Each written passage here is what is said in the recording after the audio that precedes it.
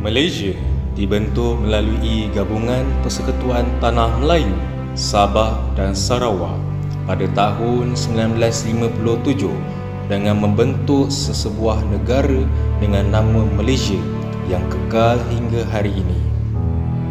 Malaysia akhirnya ditubuhkan pada 16 September 1963. Namun Brunei yang sebelum ini termasuk dalam wilayah cadangan pembentukan Malaysia telah menarik diri. Singapura pula bersama-sama Malaysia sesama penubuhannya. Walau bagaimanapun, Singapura telah dikeluarkan dari negara ini selepas 2 tahun menjadi sebahagian daripada Persekutuan Malaysia. Brunei, walaupun pada peringkat awal Sultan Omar Ali Saifuddin bersetuju, namun akhirnya baginda telah membuat keputusan yang mengejutkan semua pihak apabila membatalkan rancangan Brunei untuk menyertai Malaysia. Brunei berubah fikiran disebabkan beberapa permintaan mereka yang tidak dapat dipenuhi sepenuhnya. Pertama, menuntut 10 buah kerusi parlimen. Kedua, menguasai kesemua hasil minyak. Yang ketiga, memegang autonomi hal-hal kewangan pada peringkat awal. Keempat, mengekalkan semua pelaburannya. Kelima, mengekalkan kadar percukaian yang rendah. Keenam, meneruskan program pendidik dan kebajikan. Ketujuh, menuntut keselamatan Brunei dalam Malaysia terjamin.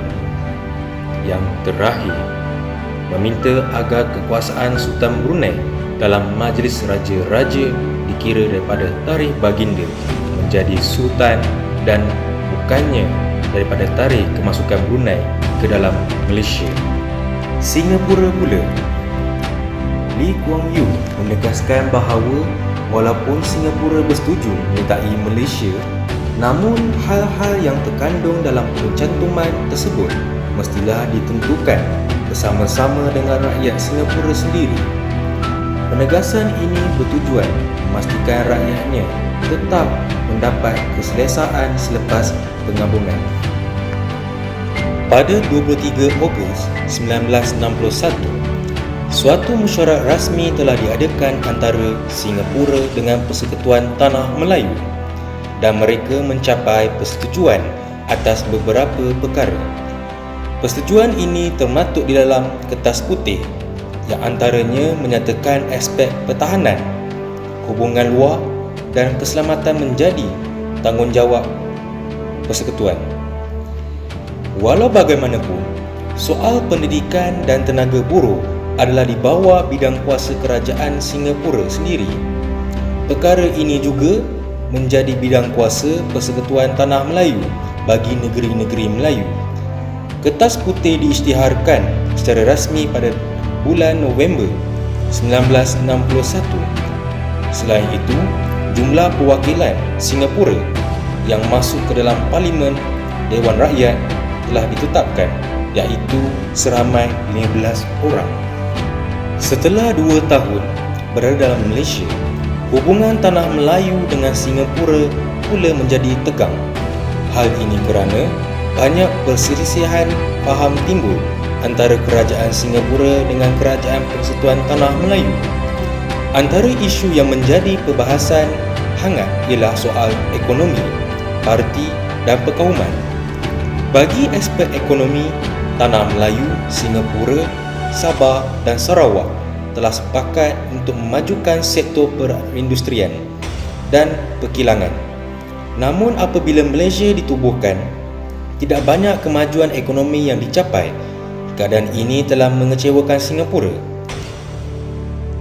Dalam soal parti dan perkauman pula, PAP bersaing dengan Perikatan untuk menarik perhatian orang Cina.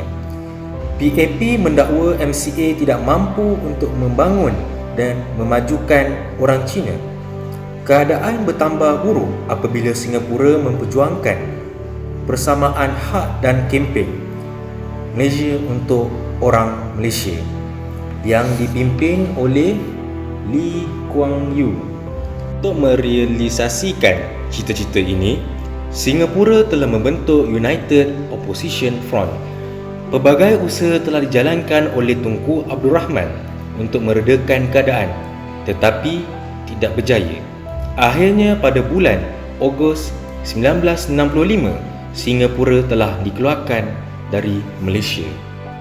Pemahaman dan penghayatan tentang kewujudan Kesultanan Melayu pada suatu ketika dahulu amat penting demi melahirkan kesedaran masyarakat masa ini tentang ketamadun Melayu yang tinggi, negeri yang berdaulat dan kedudukan yang setanding dengan tamadun-tamadun dunia yang lain.